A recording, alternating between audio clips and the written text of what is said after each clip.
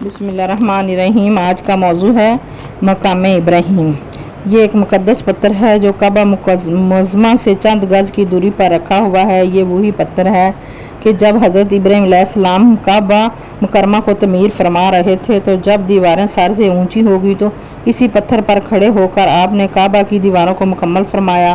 یہ آپ کا معجزہ تھا کہ یہ پتھر موم کی طرح نرم ہو گیا اور آپ کے دونوں مقدس قدموں کا اس پتھر پر بہت گہرا نشان پڑ گیا۔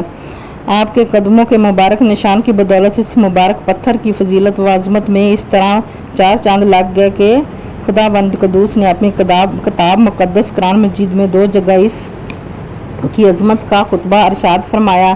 ایک جگہ تو یہ ارشاد فرمایا، ترجمہ یعنی اے کعبہ مکرمہ میں خدا کی بہت سی روشن اور کھلی ہوئی نشانیاں ہیں، اور ان نشانیوں میں سے ایک بڑی نشانی وہ مقام ابراہیم ہے جو ابراہیم ہے، اور دوسری جگہ اس پتھر کی عظمت کا اعلان کرتے ہوئے یہ فرمایا، ابراہیم کے ساتھ کھڑے ہونے کی جگہ کو نماز کی جگہ بناؤ، یعنی مقام ابراہیم کے پاس 2 رکعت نماز پڑھو۔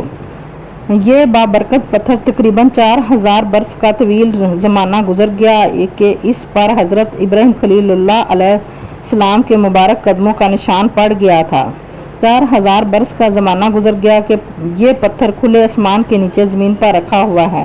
اس پر 4000 برساتیں گزر گئی، ہزاروں آندھیوں کے جھونکے اس پر ٹکرائے، بارہا حرم کعبہ میں پہاڑی نالوں سے برسات میں سیلاب آیا اور یہ مقدس پتھر سیلاب کے تیز دھاروں میں ڈوب رہا۔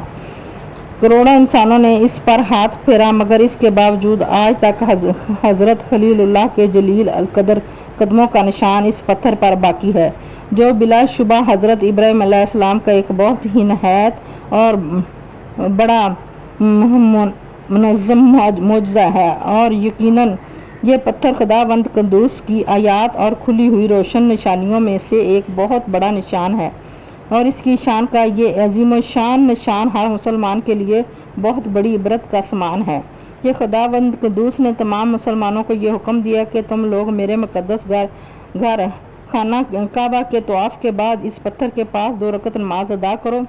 تم لوگ نماز تو میرے لیے پڑھو اور سجدہ میرا ادا کرو، لیکن مجھے یہ محبوب ہے کہ سجدے کے وقت تمہاری پیشانیاں اس مقدس پتھر کے پاس زمین پر لگیں کہ جس پتھر پر میرے خلیل جلیل حضرت ابراہیم علیہ السلام کے قدموں کے نشان بنا ہو۔